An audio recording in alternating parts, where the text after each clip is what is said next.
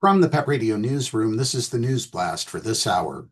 Families sifted through waterlogged debris Sunday and stepped inside empty cabins at Camp Mystic, an all-girls summer camp ripped apart by flash floods that washed homes off their foundations and killed at least 70 people in central Texas.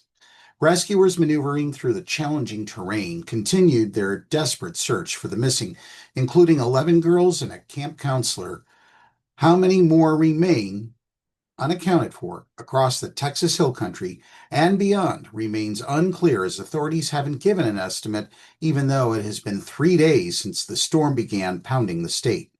In Kerr County, home to Camp Mystic and other youth camps, searchers have found 16 bodies since Saturday afternoon, bringing the total number of dead there to 59, including 21 children, said Sheriff Larry Latha.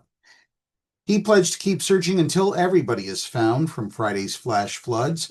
4 deaths also were reported in Travis County, 3 in Burnett, 2 in Kendall, and 1 each in Tom Green and Williamson counties. Families were allowed to look around the camp beginning Sunday morning. One girl walked out of a building carrying a large bell. A man who saved his daughter was rescued from a cabin on the highest point in the camp, walked a riverbank looking in clumps of trees and under big rocks.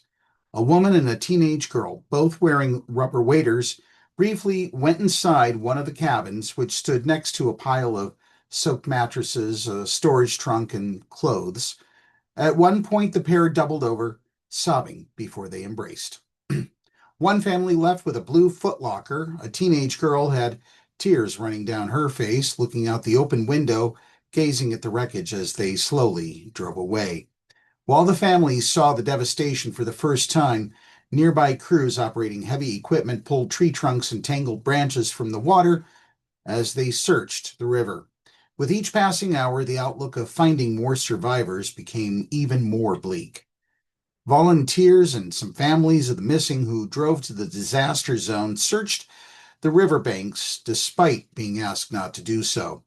Authorities faced growing questions about whether enough warnings were issued in an area long vulnerable to flooding and whether enough preparations were made. President Donald Trump signed a major disaster declaration Sunday for Kerr County, activating the Federal Emergency Management Agency to Texas.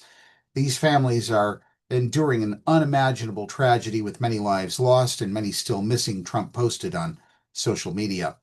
The destructive, fast-moving waters rose 26 feet on the river in only 45 minutes before daybreak Friday, washing away homes and vehicles.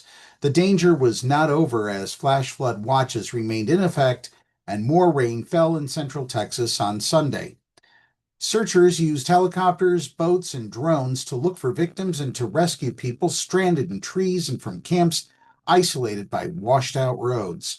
Officials said more than 850 people were rescued in the first 36 hours. The National Weather Service on Thursday advised of potential flooding and then sent out a series of flash flood warnings in the early hours of Friday before issuing flash flood emergencies, a rare alert notifying of imminent danger.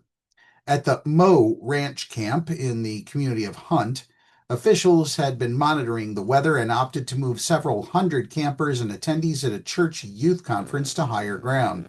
At nearby camps Rio Vista and Sierra Vista, organizers also had mentioned on social media that they were watching the weather the day before, ending their second summer session Thursday.